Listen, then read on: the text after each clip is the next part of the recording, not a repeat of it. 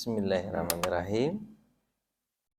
Assalamualaikum warahmatullahi wabarakatuh. Alhamdulillah allazi bi ni'matihi tatimmus shalihat. Asyhadu an la ilaha illallah wa asyhadu anna Muhammadan abduhu wa rasuluhu la nabiyya ba'da amma ba'du. Jemaah yang dirahmati Allah, kita masih belajar tentang at-tadzkirah fi ahwalil maut wa umuril akhirah, karangan Imam Al-Qurtubi, berasal dari Cordova. Cordova ganti bahasa Arab jadi apa? Qurtubi. Cordova di mana, Pak? Spanyol. Berarti dia orang Spanyol ya, Pak? Orang Spanyol, masuk Islam, jadi ahli agama, kemudian mengarang buku At-Tadzkirah fi Ahwalil Maut wa Umuril Akhirah.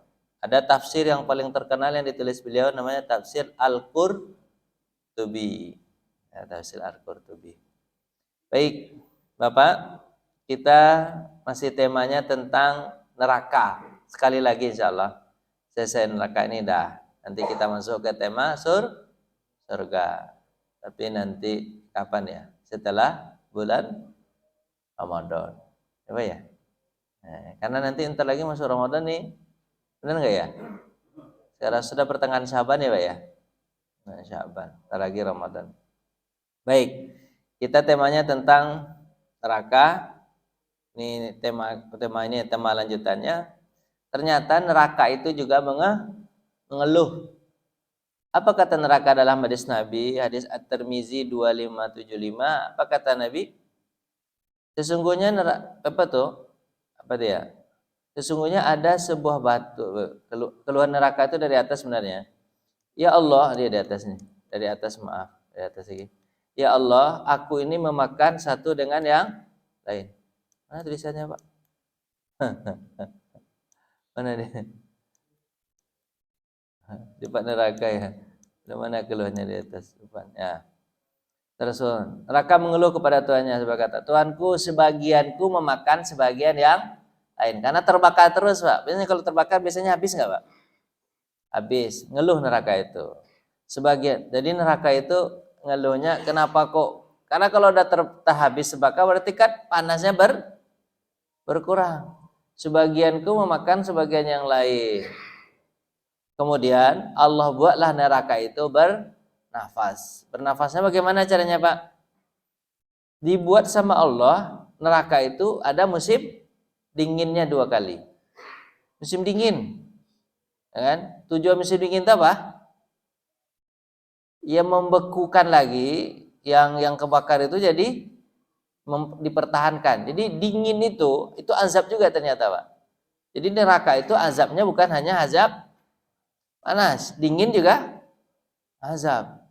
Makanya kita kemarin katakan, orang kalau tinggal di daerah kutub utara, kutub selatan itu nikmat atau enggak nikmat, Pak? Itu enggak nikmat, dingin luar biasa itu, dinginnya masuk ke sum-sum tulang tuh, dinginnya minta ampun itu. Dingin banget. Itu bagian dari azab sebenarnya. Yang enak tinggal itu memang di Indonesia. Indonesia ini enak gitu. Cuacanya setiap tahun produktif aja terus, Pak ya. Kalau orang-orang Eropa itu, Pak, kalau sudah musim dingin, oh, kedinginan. Kalau musim panas, pemanasan. Mereka di pantai berjemur, Pak ya. Kalau kita berjemur di pantai itu menghitam gitu, Pak ya. Mereka ya putih-putih, jemur di pantai jadi bagus kulitnya. Kalau kita jemur di pantai hitam gitu, hijau gitu ya kan. Nah, musim dingin itu saya pernah di Mesir tuh. Musim dingin itu, Pak, dingin. Kalau mau tidur itu susah, Pak. Guling-guling dulu di kasur, pakai selimut, panasin dulu badan, baru bisa tidur. Oh, dingin luar biasa. Dulu ketika saya ke Australia itu kan dingin dulu. Bapak pernah ke Australia enggak? Enggak pernah. Australia itu dingin, Pak. Kan biasanya kita pakai apa tuh, pemanas ruangan. Kebetulan pemanas itu heater itu apa tuh? Apa tuh? Pemanas itu. Teman saya, dia masuk ke kamar, dihidupkannya heater itu, sampai pagi dihidupkannya. Pas pagi muntah darah dia. Kenapa muntah darah? Karena kan ini kering. Jadi susah juga. Jadi kalau teorinya kalau kita punya heater yang bukan heater yang bagus kayak AC itu ya, heater yang di bawah itu pakai listrik itu. Harus ditaruh apa di sampingnya itu? Air, baskom air. Kalau nggak ditaruh air, nanti dia kering kerongkongan, bisa batuk darah. Serba susah aja, Pak. Ke kamar mandi susah, dingin. Masa ke kamar mandi pakai apa? Pakai sepatu. Bapak pernah nggak kamar mandi pakai sepatu? Ini pakai kalau diinjak lantai kamar mandi itu, Pak. Bapak nggak pernah ke Australia sih, pergi sekali ke Australia. Nah itu Pak ya. Jadi ada musim dinginnya, biar tidak makan. Hawa paling dingin yang kamu rasakan adalah dinginnya neraka. Ini neraka ternyata dingin itu. Dan hawa yang paling panas yang kamu rasakan pun panas neraka. Jadi azab Allah itu dingin dan panas. Kita nggak pernah diazab sama Allah, Pak. Enak hidup kita sini, Pak ya. Ya, nggak dingin betul, nggak panas betul. Enak ya, Pak ya. Terus keluar neraka lagi masing-masing ini sungguh ada sebuah batu dilemparkan kemana, Pak? Jadi kemudian dia meluncur batu tersebut. Ini jauhnya neraka nih udah tadi, tapi masuk bagian ini dia. Dilemparkan batu ke dalam neraka itu 70 tahun kata Nabi baru dia sampai ke dasarnya. Jadi ternyata neraka itu, Pak, dalam. Kemarin kita sudah kira-kira membayangkan, tapi kalau Bapak ingin tahu nanti masuk neraka dulu, teliti betul. Kita membayangkan itu seperti apa, Pak? Seperti bangunan besar itu, ya bangunan besar, dia itu pakai tingkat-tingkat gitu, Pak. Pakai tingkat-tingkat. Jadi tingkat pertama, nanti tingkat yang paling di atas itu apa, Pak? Neraka jahanam. Itulah yang kira-kira orang habis selamnya. Karena kemarin kita udah jelaskan, penduduk neraka jahanam itu adalah dari umat Muhammad. Nanti dia habis nanti di atas tuh. Tapi di bawah, Pak, orang tetap. Kemarin udah, Pak ya? Siapa penghuni neraka lantai dasar, siapa lantai kedua, siapa lantai ketiga, siapa lantai udah kemarin ya, kan nggak diulang lagi, nggak apa-apa, Pak ya. Bapak ingat kan? Nah, mudah-mudahan ingat. Kalau nggak ingat, pura-pura ingat aja. Lanjut. Kenapa ini, Pak? Ini neraka itu, Pak, ada sebuah apa, Pak? Rantai atau belenggu. Orang tuh dirantai, ini dalam Al-Quran itu. Sebelum ini ada nih, Pak. Keluar neraka lagi, balik lagi. Kenapa nih, Pak ya? Harus pakai. Jadi, Pak, dalam neraka itu ada rantai. Bapak baca surah apa? Al-Hajj. Dalam neraka itu, dan penghuni neraka itu dirantai. Diapain, Pak? Dirantai penghuni neraka itu. Terus belenggu rantai itu dipasang di mana, Pak? Di leher. Mereka diseret ke air yang sangat panas. Misalnya ada kayak diseret ke air yang panas, pokoknya dirantai. Kalau dirantai kira-kira seperti apa ya, Pak ya? Seperti guguk lah, rantai lehernya. Terus dibelilah dia dengan rantai itu sepanjang 70 hasta. Itu dalam surah Al-Haqqah, mal-haqqah, wa ma adraka mal-haqqah, gitu kan. Terus kalau 70 apa, Pak? 70 hasta kira-kira membelit orang itu kebelit semua atau enggak tuh, Pak? 70 meter. Kira-kira kalau Bapak dibelit dengan rantai 70 meter, kira-kira gimana bentuknya? Dibelit, pasti nggak kelihatan kan? Kayak di apa itu, Pak? Di apa? Dilempar, Pak ya? Jadi itu dikucung, kayak dipocong, jadi apa ya? Ya gitulah kira-kira. Terus sungguh pada sisi kami itu ada belenggu-belenggu yang berat. Neraka itu menyalanya. Jadi rantainya itu berat, bukan ringan. Bapak nggak akan bisa membawanya. Kemarin kita udah jelaskan, Pak. Gimana besar satu rantainya itu, Pak? Satu apa namanya? Satu gulung apa tuh? Cincin rantai. Satu cincin rantai itu. Satu cincin rantai itu sebesar bumi dan langit. Itu kata hadis Nabi SAW. Jadi yang memegang rantai itu 70 malaikat. Satu malaikatnya itu pundaknya dari timur sampai ke barat. 70 malaikat tuh yang megang rantai itu, Pak. Satu rantai. Sementara rantai itu berapa banyaknya, Pak? 70.000 lantai. Yang megang itu bahasa hadisnya begitu. Saya nggak tahu pastinya berapa. Nanti Bapak hitung aja. Jadi begitu caranya. Jadi gimana lagi caranya? Tapi hadis Nabi bilang begitu. Banyak pokoknya. Jadi susah lah kita mengatakannya. Kayak gitu aja lah. Dalam surah Al-Muzammil harus diungkapkan ayatnya. Cuman kalau saya ungkapkan ayatnya, apa namanya? Terlalu panjang. Nah, lanjutlah. Cara penghuni neraka masuk neraka. Ini pembahasannya. Bagaimana penghuni neraka itu masuk neraka? Penghuni neraka itu masuk neraka adalah dijemput oleh neraka tersebut. Pada hari kiamat, jahanam itu akan menjemput para penghuninya dengan semburan api. Kemarin kita sudah jelaskan, Pak. Ketika neraka hutamah itu, Pak, tahu kan? Dia menyembur-nyembur begitu. Kan ada orang menitis di atas mana? Sirat itu. Dia aja menyembur tuh, Pak. Siap, dapat nggak dia? Jadi Bapak itu pas ketika di sirat itu, Bapak harus pandai mengelak. Kalau enggak Bapak dapat nanti. Dijemput sama api neraka itu. Sama api neraka itu. Neraka itu makan apa tuh? Bunga api bagaikan bintang. Bapak pernah melihat meteor mungkin? Kayak gitu kan, diambilnya orang. Nah, mereka pun mereka lari terbirit, namun Allah berkata, kembalikan mereka ke neraka. Jadi kalau yang di sirat itu diambil, kemudian nanti kan ada orang berusaha untuk kabur. Nah, diambil lagi sama neraka. Nah, gitulah kira-kira cara masuknya nanti. Cara masuknya. Hari kiamat itu orang kamu lari, berpaling dari belakang, dan ada seorang yang bagimu yang menyelamatkan dari azab Allah. Tidak ada seorang pun bagimu yang bisa menyelamatkan dirimu dari azab Allah. Itulah. Lanjut. Acara penghuni neraka masuk neraka tadi ya, ditangkap oleh maka orang itu ditangkap oleh sekian ribu malaikat. Ada juga, Pak, caranya, Pak, gimana, Pak? Ditangkap sama ribuan malaikat. Ketika malaikat dapat ribuan malaikat, Bapak tahu malaikat berapa banyaknya? Bukan, berapa besarnya tadi? Pundaknya dari timur ke barat. Jadi cara yang lain, ditangkap sama malaikat, ribuan malaikat nangkap bukan satu orang, tapi berapa, Pak? Ribuan. Kalau udah dapat sama malaikat tadi, Pak, disentuhnya salah satu tulang, misalnya ditangkapnya tangan, Pak. Tangan yang dipegangnya remuk. Remuk, Pak. Pundak yang dipegangnya, kan ada yang pegang pundak nanti, remuk. Yang megang pinggang, Pak, 1.000 orang nangkap, kira-kira gimana bentuknya itu, Pak? 1.000 malaikat. Gimana? Remuk badan itu. Maka ditangkap sama mereka. Setiap kali dia menyentuh tulang, maka tulang itu menjadi remuk dibuatnya. Remuk tulang. Remuk.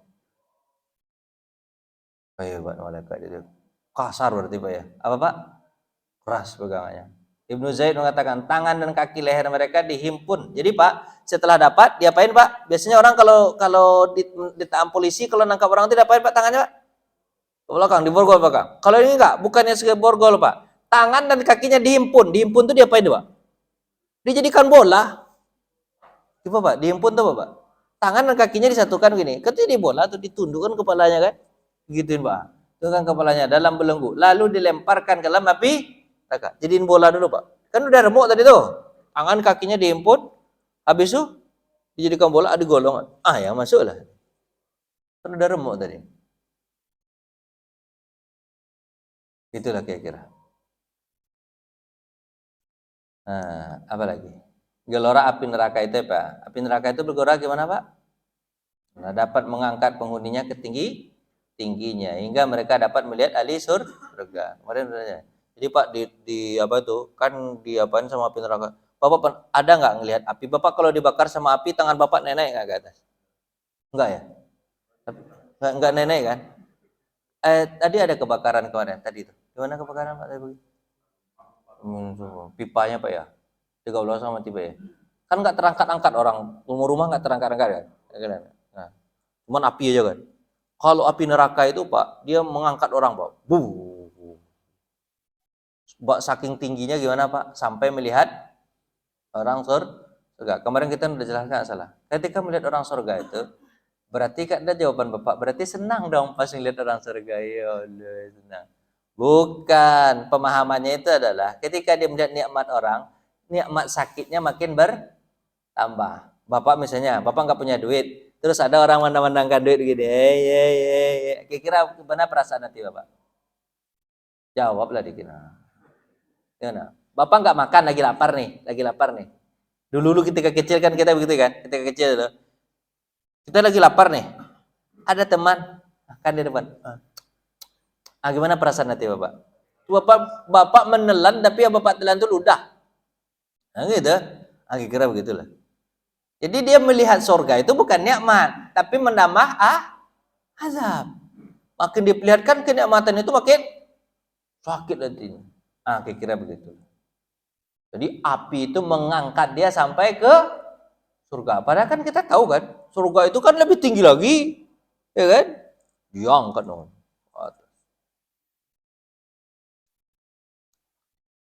Lanjut, situasi neraka. Karena kita neraka itu, di neraka itu ada apa Pak?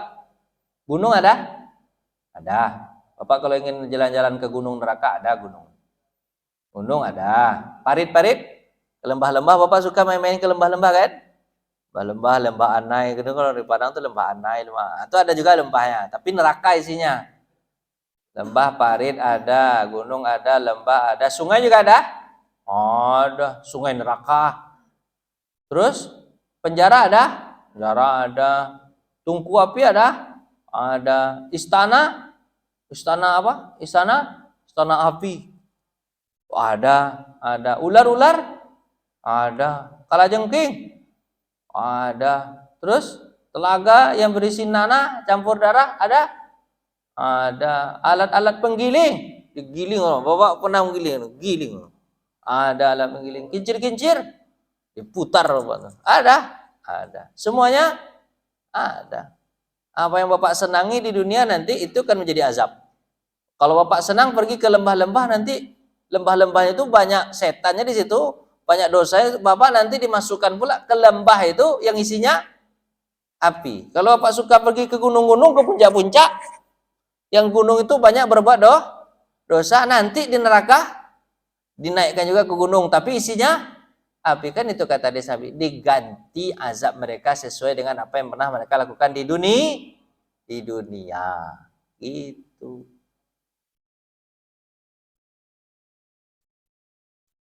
Nah lanjut, apa lagi? Kau Bapak diam aja sih Pak. Bahan neraka itu Bapak? Manusia dan batu. Jadi kita itu ternyata bahan api neraka. Batu yang dimaksud adalah batu apa Pak? Bisa batu belerang yang sangat busuk, bisa juga batu-batu apa? Batu-batu patung yang dulu pernah disembah oleh orang. Jadi batu itu yang menjadi apa Pak? Bahan bakar. Kalau kayu Pak, kayu itu cepat habis. Kalau batu, tahan lama. Batu itu, jangankan batu Pak, kan ada orang yang itu kan di mana tuh ya? Suku Fa ya, di Papua ya. Kalau dia masak gimana nya Pak? Batu yang dibakar. Habis itu yang di dalam dapat hawa panas batu aja matang tuh daging. Matang itu ikan matang jadi kan? Itu hawa panas batu. Bukan batu menjadi bahan bakarnya. Kalau jadi bahan bakarnya tentu lebih lagi. Kemarin kan kita udah jelaskan. Api neraka itu sama seperti api dunia kalian kata Nabi. Cuma bedanya 70 kali lipat. Ini kan kemarin kita jelaskan. Api neraka itu dihidupkan selama 1000 tahun dia menjadi merah. Dihidupkan lagi 1000 tahun jadi hitam. Jadi makanya kita bilang Bapak nanti di surga neraka itu tidak akan melihat artis. Apa sebab?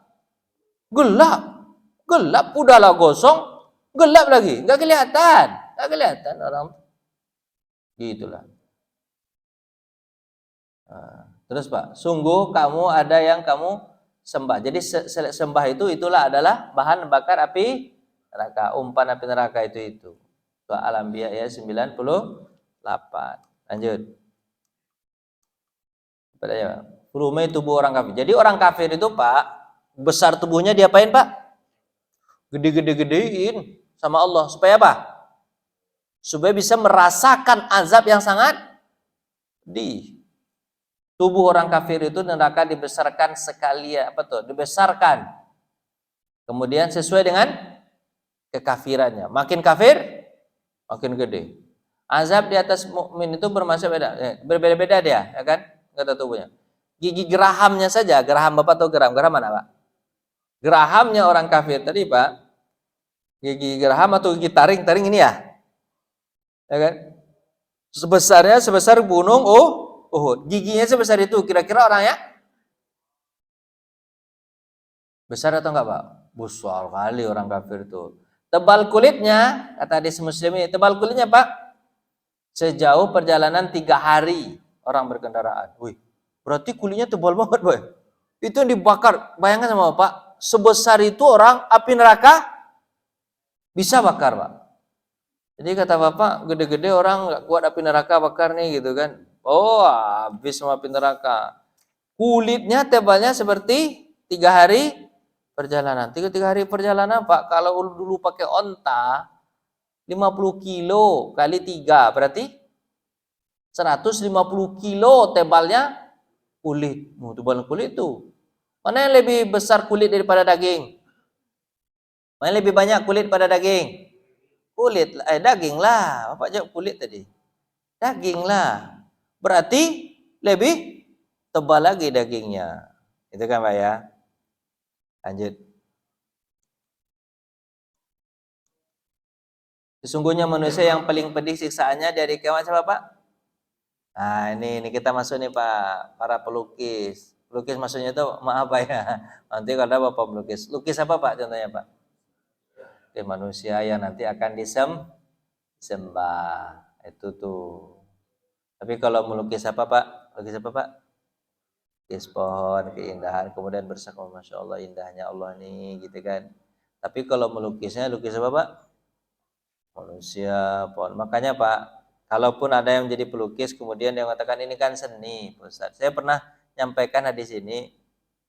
Terus dia bilang begini, ada di hadis Sulinto ada juga begini. Para pelukis itu di pemahamannya itu adalah kalau bisa mencari hobi yang lain, carilah. Kalau bisa mencari mata pencarian yang lain dari selain melukis, carilah. Apa sebab?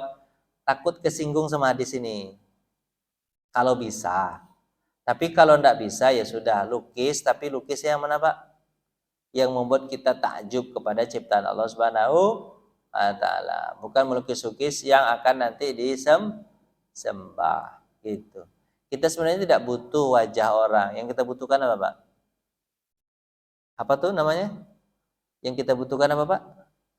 Yang kita butuhkan itu histori kehidupannya. Bapak, kita butuh nggak wajah Nabi Muhammad SAW? Ya nggak butuh, Pak. Yang kita butuhkan apa? Histori hidupnya itu. Kalau wajah orang ya begini-begini aja wajah orang. Ya, Pak Sukar nanti ketemu. Ya kan? Dan itu juga akan membuat kita penasaran, lebih rindu lagi. Tapi kalau kita melihat wajah kan nggak rindu kita jadinya kan. Cukup kita tahu bagaimana hebatnya orang, ya kan? Hebatnya orang kita. Wajah itu kan apa tuh, Pak? Wajah itu siapa yang ngasih, Pak? Allah. Itu kan nggak ada pilihan kita kan wajah. Wajah Bapak begini, siapa yang milih? Bapak milih nggak? Enggak, Bapak nggak milih, dikasih aja langsung sama Allah. Tapi kalau akhlak, kebiasaan, tindak tanduk Bapak sehari-hari itu usaha Bapak atau enggak? Iya, maka itu yang diapresiasi, bukan wajah. Maka kalau ada orang yang pesek, ada orang hitam, itu segala macam biasa aja. Bilal itu hitam. Tapi karena dia orang baik, jadi muazin Rasulullah. Itu kan? Salman Al-Farisi itu orang Persia. Beda kan dengan Arab itu kan? Persia, Pak. Persia jauh nggak itu, Pak? Suhaib Ar-Rumi, orang Roma, orang Itali. Beda nggak dengan Nabi itu, Pak? Tapi apa kata Nabi SAW terhadap Salman Al-Farisi? Padahal dia orang jauh tuh, orang Persia tuh, Pak. Apa kata Nabi? Salman min ahli baiti. Salman sama seperti ahli baiti. Ahli baiti itu apa, Pak? Ahli baiti, keluarga saya. Sama dengan keluarga saya. Padahal dia orang jauh, Pak. Apa yang membuat kedudukannya itu disamakan oleh Nabi dengan anaknya itu Salman? Apa sebab, Pak? Allah. Jadi nggak butuh wajah kita ini. Wajahnya begini-gini kan ada masalah. Jelek nggak masalah. Asalkan Baik. Ya nggak ada masalah, Pak ya. Saya kan baik. Kalau saya gagah, alhamdulillah Allah kasih, alhamdulillah gagah gitu, nggak jelek betul, alhamdulillah. Iya. Ya kalau dikatakan hidung pesek nggak pesek-pesek betul ada bisa mah. Naruh, naruh kacamata bisa insya Allah. Ada yang orang naruh kacamata lolos aja sampai ke bawah. Nah, ya alhamdulillah ada, alhamdulillah ya. Kasih. Ya ini aja lah. Yang penting itu apa, Pak? Lah yang paling penting. Bapak lihat nggak Alibaba, Alibaba itu, Pak. Alibaba. Alibaba orang itu kan, yang punya perusahaan Alibaba itu, Pak.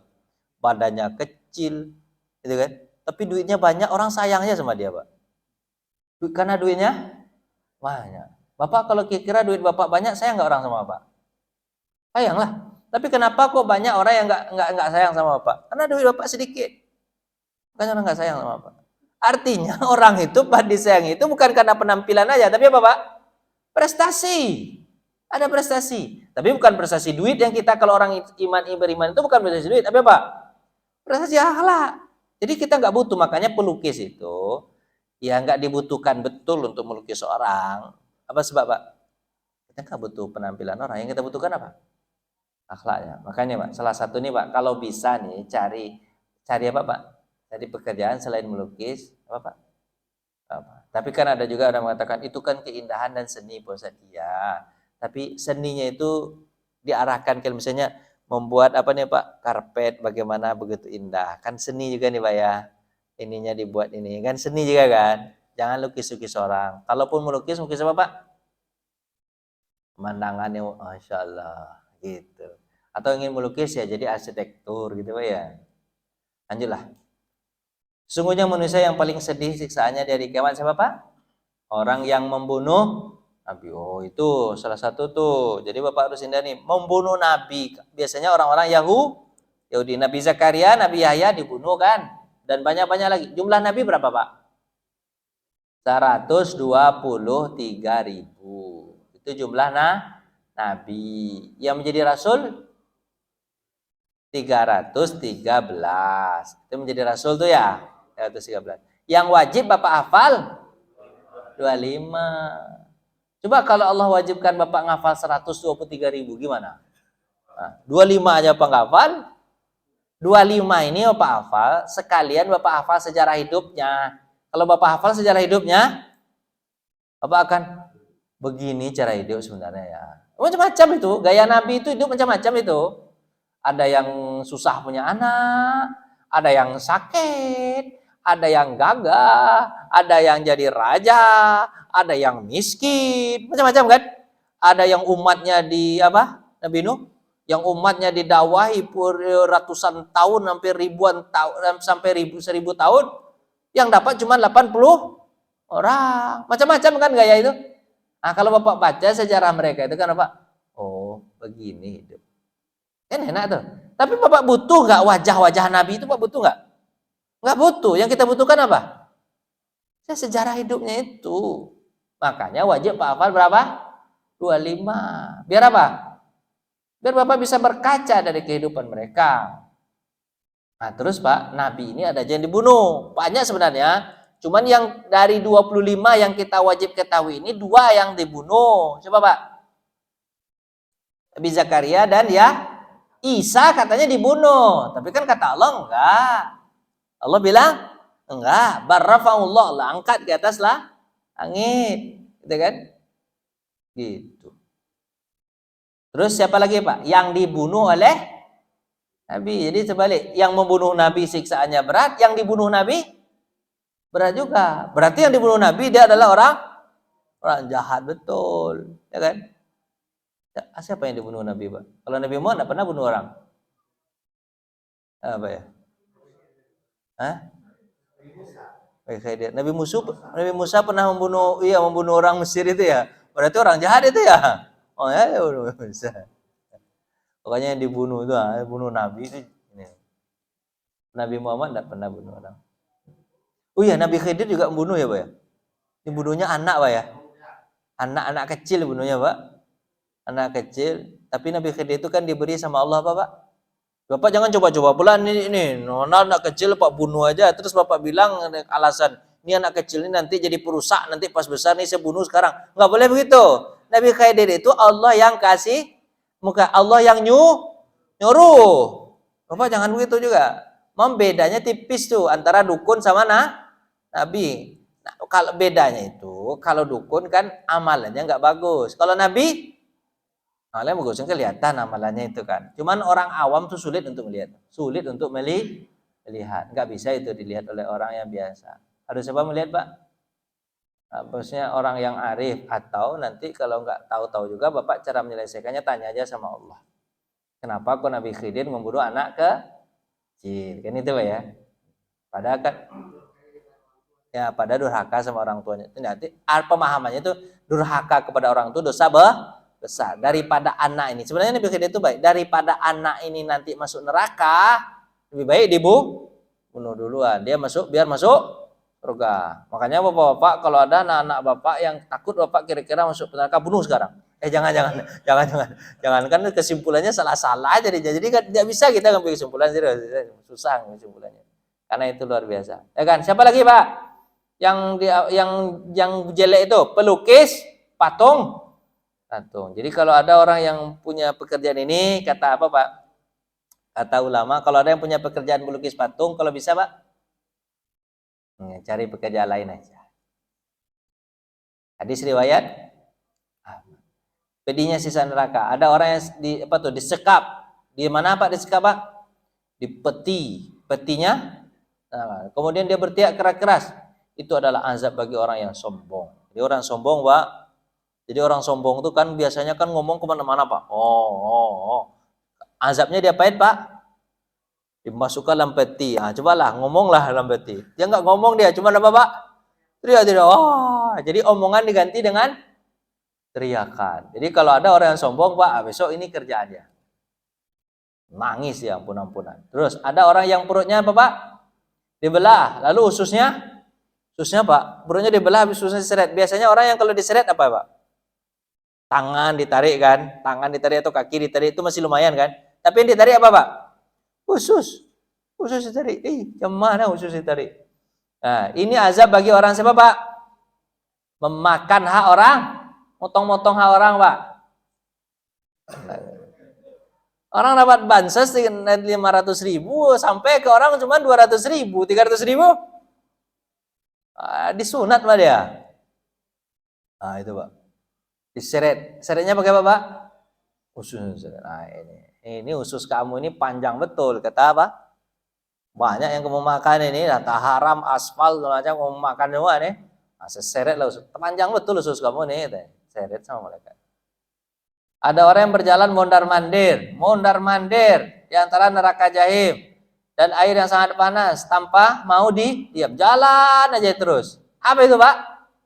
Orang yang mengadu domba. Jadi orang nanti kalau Bapak lihat orang di neraka itu jalan aja dia. Padahal dia capek tapi jalan aja terus. Mondar-mandir, tapi dia mondar-mandir di antara api dan air panas. Dia mondar-mandir aja terus. Padahal itu panas. Tapi dia mondar-mandir terus. Itu siapa, Pak? Orang yang mengadu domba, Pak. Mengadu domba, Pak. Orang adu domba itu kan biasanya membuat cerita ke sana dan ke sini kan. Nanti juga disuruh sama Allah jalan-jalan aja, jalanlah. Tapi jalan-jalannya di mana, Pak? Dia nerakanya jalan, dia mutar aja terus. Nanti kalau ada orang yang suka jalan-jalan,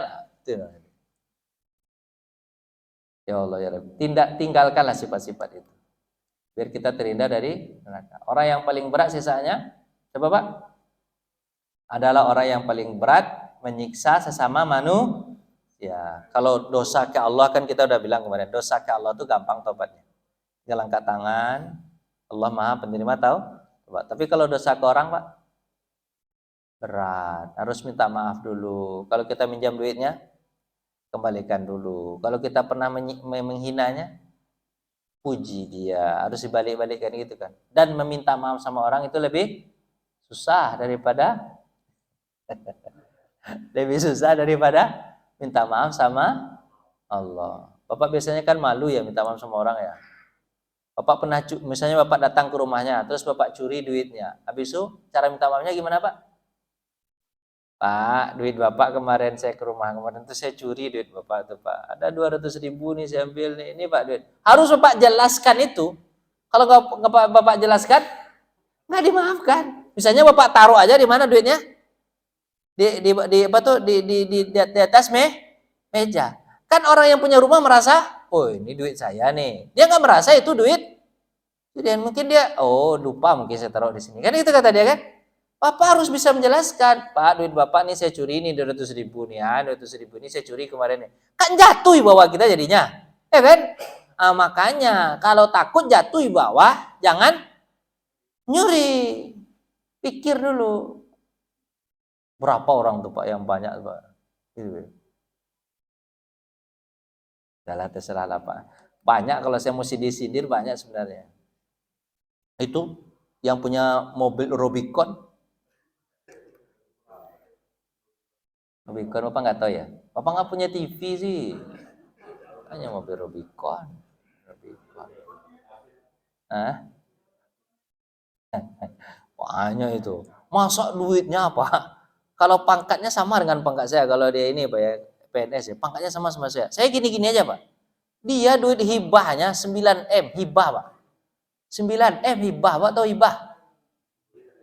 Pemberian. Ada nggak kira-kira apa orang yang mau ngasih dia 9M rumah harga 9M? Mau nggak Pak? Jawab lah dikit. Nah. Kira-kira sedekat apa dia dengan orang tua Pak? 9M dikasih Pak. Nah, gitulah terserah lah. Nasib orang yang tidak kesekuen, apa siapa nih Pak? Ada seorang yang dia didatangkan lalu dilemparkan neraka, di sana disuruh memutar dia mutar penggilingan, seperti keledai mutar terus. Maka para penghuni neraka lainnya menguruminya. Mereka berkata, "Hai Fulan, dulu kamu ini kan menyuruh kami." Ini saya yang tersinggung jadi ini. Dulu kamu kan orang yang menyuruh orang berbuat baik. Tapi sekarang kenapa kok kamu diazab begini? Muter-muter di penggiling gitu. Apa katanya? Dulu memang aku menyuruh kalian untuk melakukan perbuatan baik, tapi aku tidak melakukannya. Makanya azabnya kayak gitu. Orang sudah pergi jauh dia muter aja di situ. Orang disuruh sholat lah kalian sholat dua. Orang pergi sholat dua dia enggak ya muter aja. Kayak apa tuh Pak? Kalau Ustadz ini kan ada sebagiannya seperti Ustadz apa Pak? Ustadz ini apa tuh? Bro, kalau kenek bukan kenek naik ikut ya. Apa tuh Pak? Kalau di calo. Bandung kata dia kan. Orang naik ke atas mobil, kan dia nggak ikut. Itu calo Pak. Orang yang seperti itu nanti gimana Pak? Nggak jalan-jalan, cuma muter-muter di situ aja dia. Nah itulah Ustadz calo namanya. Ustadz apa namanya? Ustadz calo namanya. Ustadz yang lebih bagusnya mana Pak? Ustadz apa Pak? Ustadz pilot. Bapak Ustadz pilot Pak? Pilot gimana Pak? Pilot gimana Pak? Pilot itu ikut di atas tuh. Ikut di atas itu, habis itu turun juga di tempat yang sama. Kalau ada penumpang yang kepengen turun, turunlah kata dia. Misalnya dia pergi kemana, misalnya dari sini ke Aceh. Dari gini ke Aceh. Terus kata penumpangnya harus, kalau yang baik itu Ustaz tuh, seluruhnya penumpangnya diajak masuk surga. Itu kan. Tapi ada juga, kalau yang begitu tuh namanya Ustaz apa namanya? Ustaz bis, atau bis. Ustaz sopir bis. Metro Mini juga boleh. Kan dia bawa tuh, apa tuh? Apa namanya? Dia bawanya Kopaja. Minggir kata apanya? Kata penumpang atau kata kenek, minggir ya, turunin orang. Itu namanya Ustaz tidak punya pendirian. Yang bagus Ustaz apa Pak? Sampai pilot. Kita akan terbang dari Jakarta menuju Aceh. Siapa yang mau turun di Palembang silakan turun. Buka pintu, turun, lompat. Mana ada bisa begitu? Ini tujuan kita kemana? Tujuan kita kemana? Ke Aceh ya ke Aceh. Nggak bisa kemana-mana lagi. Iya ke Aceh. Tujuan kita ke surga ya ke surga. Kalau mau turun, turunlah. Lompat aja situ. Begitulah kira-kira Pak. Ustadz itu yang paling bagus itu Pak. Ustadz apa Pak? Pilot Pak. Kalau Ustadz bis, jangan. Apalagi Pak Ustadz apa? Saya jadi tersinggung. Saya pernah disampaikan itu singgung, tapi saya sampaikan aja lah. Nanti Bapak jadi bahan pula nanti menceramain Ustadz nih. Nah Bapak ceramai lah Ustadz. Sesekali perlu diceramain. Yang tidak bagus itu Ustadz apa Pak? Yang lebih parah lagi itu Ustadz taksi. Coba Ustadz taksi tuh. Dia udah maju ke utara, arah ke utara Pak. Dipanggil sama orang ke timur Pak. Balik deh. Bapak paham nggak Pak? Saya malu saya menjelaskan ini. Malu Pak, serius malu. Gimana tuh Pak? Dia sudah ada jadwal di sini. Karena di sini lebih besar, malu sih Pak. Itu azabnya apa nanti? Azabnya jalan, azabnya apa nanti? Itu nyeramain diri saya sendiri. Azabnya apa nanti itu Pak? Muter-muter di situ. Muter aja di situ. Ditanya sama orang, kan malu juga ditanya sama hadis siapa riwayat Bukhari. Jangan kan Bapak kan jadi nggak beradab lah sama Ustaz. Jadi jangan begitu lah. Nah, mengapa kamu menyuruh orang lain? Ini kan hadisnya ayat ini kan. Lanjut pada aja lah ya. Ya kita habiskan sekarang. Makanan minuman Pak. Bapak ada makanan di surga? Ada. Minuman? Ada. Orang kafir itu dibuatkan untuk pakai pakaian ada? Pakaian. Tapi dari apa Pak? Dari api, dari pelangkin. Terus apa? Pakaian mereka Pak. Pakaian, minuman, makanan ya. Pakaian ya. Terus pakaian mereka adalah dalam surat apa Pak? Dari apa? Pelangkin. Bapak tahu pelangkin Pak ya? Aspal itu Pak, aspal. Panas itu. Terus sesungguhnya pohon zakum itu makanan mereka. Sudah aduh, Bapak tahu zakum kalau dalam tuangnya berduri Pak. Ketika dimakan nyangka itu kalau yang pun nyangkut ini kan berat tuh pohon zakumnya. Ketika dimakan Pak, bukan nyangkut Pak, tembus sampai ke bawah. Jadi membawa seluruh isi perut. Biasanya kan kita kalau makan kan dia tahan di perut. Ini enggak dimakan Pak, seluruh isi perut ikut keluar saking beratnya pohon zakum itu. Tapi dia berasal dari apa Pak? Dari besi. Tadi terpaksa makan, lapar. Ini makan kata Allah. Enggak bisa enggak makan, dia dimakan. Langsung keluar Pak. Itu makan atau penyiksaan itu? Penyiksaan itu. Pohon zakum. Jadi Pak, makanan orang-orang banyak dosa bagaikan kotoran minyak yang mendidih. Pohon zakum itu bukannya berat, tapi di dalam itu Pak mendidih. Jadi mengeluarkan seluruh isi perut. Lanjut, makanan apa lagi? Mereka tidak merasakan kesejukan dalam neraka dan tidak pula mendapat minuman. Selain dari kalau dia minum Pak, apa? Air yang mendidih. Atau dia minum nanah, busuknya sebagai pembalasan yang setimpal. Nah Pak. Dan mereka meminta minum, misalnya mereka akan diberi minum. Apa minumannya? Besi. Ada besi Pak, mendidih, masukkan ke dalam perut. Menghanguskan. Jangankan jadi Pak, minuman tadi dikasih sama Allah kata Bapak pas di muka, pas di mulut aja. Tapi disiramin ke muka. Itu orang minum apa itu namanya Pak? Minuman apa itu namanya itu? Minum tapi disiramin ke muka Pak. Jadi ke muka, jadi ditumpahnya itu gimana Pak? Minumlah gitu. Masuk ke perut, iya, masuk ke muka juga habis. Sampai muka ya. Itulah minuman yang paling buruk dan tempat istirahat yang paling jelek dalam surah Al-Kahfi. Capek Bapak nak?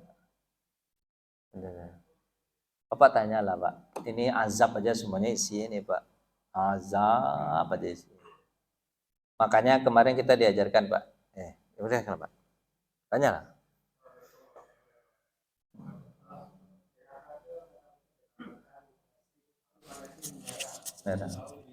Biru, hitam.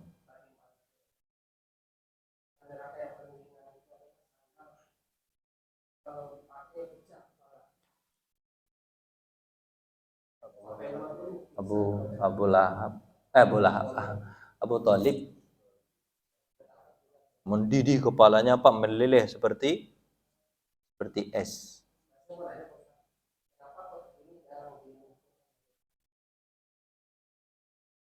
Kenapa Pak? Yang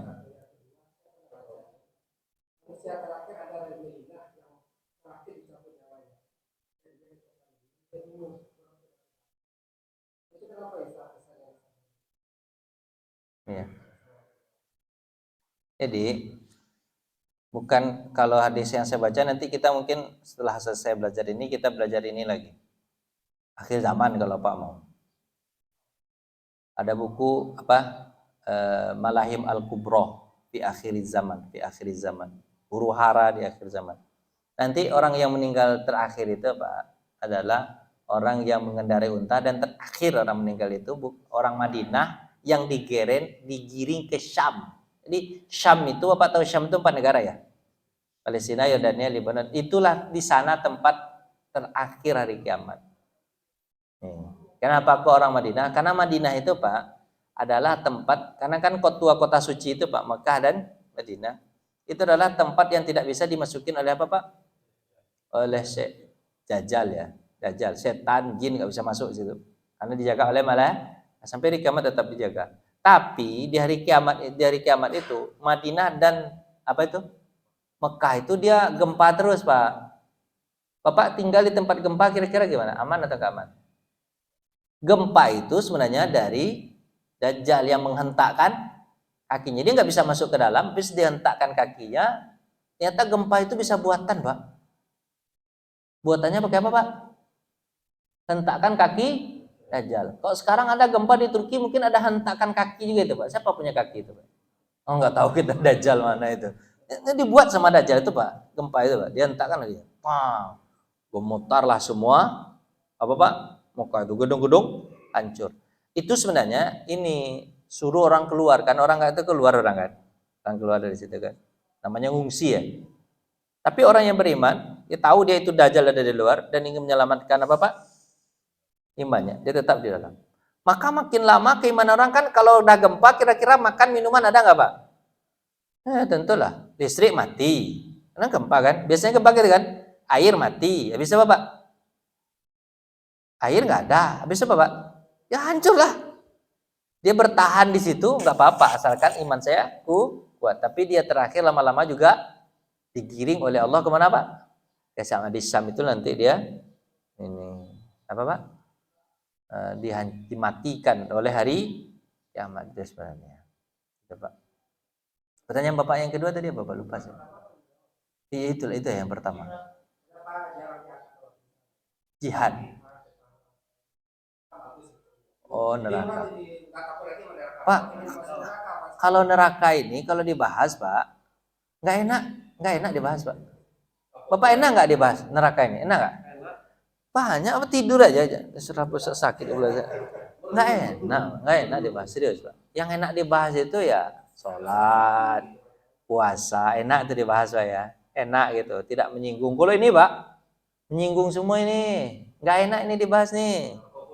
Nggak populer. Susah ini dipopulerkan neraka ini. Apa sebab? Menakutkan. Orang nggak suka ditakut-takutin, Pak. Hidup mereka sudah menakutkan. Suka takut. Ya, Pak. Mal neraka dunia. Iya. Setannya, Pak. Setannya nafsu. Nafsu kita itu yang mendorong kita untuk melakukan perbuatan dosa. Karena kan nikmat melakukan perbuatan yang begitu, Pak. Gunjing, mencuri. Seolah-olah kita merasa menang kan itu. Makanya banyak pelaku neraka itu ya sebab karena banyak setannya di situ. Setan nafsunya. Bapak datang ke masjid, ada setannya enggak? Ada menghalangi Bapak ke masjid, ya kan? Ya kan? Ya kan? Ada enggak setan nyuruh Bapak ke masjid? Enggak ada. Setan malah menghalangi kita. Tapi kalau seandainya berbuat dosa, ada setannya enggak? Ada. Padahal kan berbuat dosa itu juga punya resiko. Tapi setan bilang apa? Itu resiko tuh gampang, itu bisa dimainkan itu. Pandai setan itu membuat otak kita ini jadi nerima dosa itu. Gampang sama setan, Pak. Pandai sekali setan tuh. Setan itu gimana misalnya? Kalau kita berbuat dosa itu, itu bisa nanti tobatnya gampang itu kata setan. Kalau tobat, ambil aja lah duit orang tuh nanti gampang tuh ambil. Pas saya mengambil, Pak, menyesal karena yang dijanjikan taubat oleh setan itu tidak bisa dilaksanakan. Taubatnya menurut Allah Subhanahu wa taala. Kalau membunuh taubatnya apa, Pak? Bunuh. Mencuri taubatnya potong tangan. Nggak bisa tobat-tobat begitu aja. Setan bilang gampang aja, menggampangkan dosa, akhirnya banyak dosa. Ya gitu, Pak. Kenapa kok orang banyak berbuat dosa ketimbang berbuat pahala? Karena dosa itu dihiasi oleh syaitan seolah-olah indah, padahal penyesalan. Ya, Pak.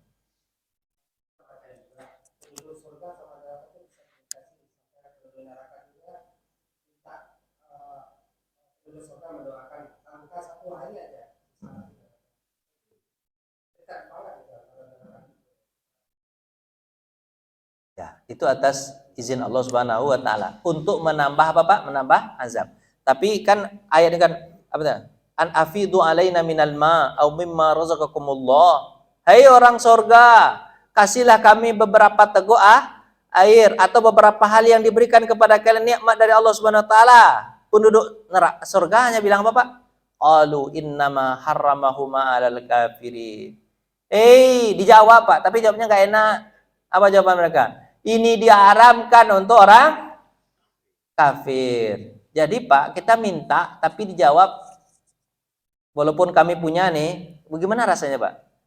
Bapak meminta sesuatu seorang. Bapak tahu orang itu punya dan Bapak tahu orang itu apa? Pemurah, tapi jawaban orang itu apa? Apa jawaban orang itu? Allah mengharamkan kalian untuk dapat ini. Sakit hati enggak, Pak? Sakit hati kita, Pak. Padahal kita tahu orang itu punya. Kalau Bapak minta sama orang yang nggak punya, kira-kira Bapak sakit hati nggak? Nggak sakit hati. Tapi kalau minta kepada orang yang punya, Bapak sakit hati nggak kalau nggak dikasih? Nah, itu azab tambah, Pak. Bukan dekat sebenarnya, Pak. Tapi Allah membuat kita bisa komunikasi. Nggak tahu ya pakai apa. Mungkin pakai telepon apa tuh, Pak? Bisa pakai telepon apa, Pak? Apa, Pak? Sekarang telepon apa tuh, Pak? Video call. Bu, ini ibu kita lagi makan. Bapak kita lagi makan. Ini ibu kita, bapak kita yang sayang sama kita. Bu, kasihlah makanan itu, Bu. Dia makan enggak? Nyam nyam nyam nyam.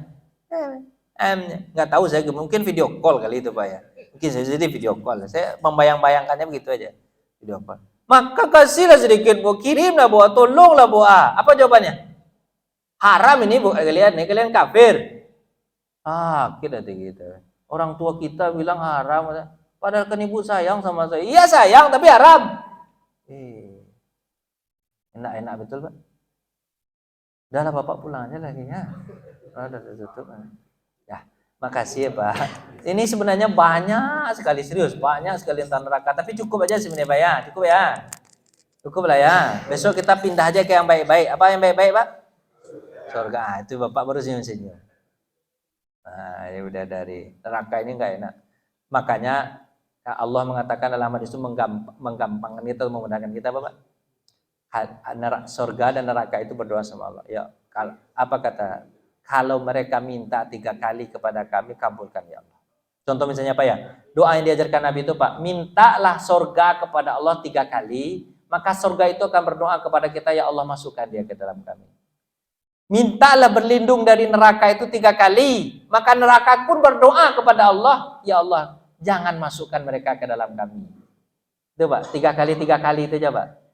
3 kali. Bapak setiap hari minta nggak 3 kali terhindar dari neraka, masuk ke dalam surga? Apa doa yang diajarkan Nabi, Pak? Amalkan itu, Pak.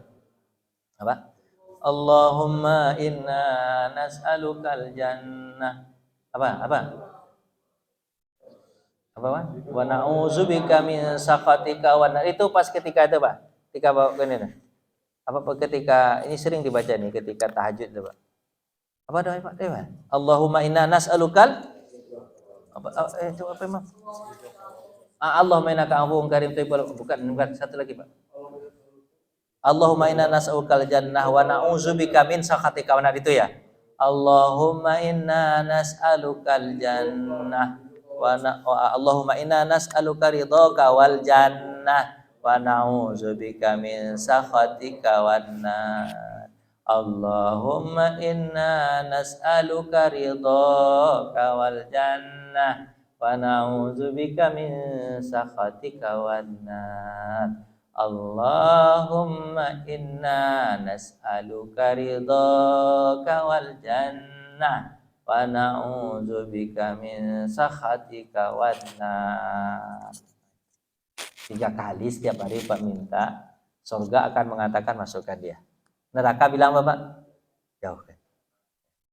3 kali, Pak. Bapak minta itu enggak? Mintalah ya. Mintalah. Terima kasih. Assalamualaikum warahmatullahi wabarakatuh.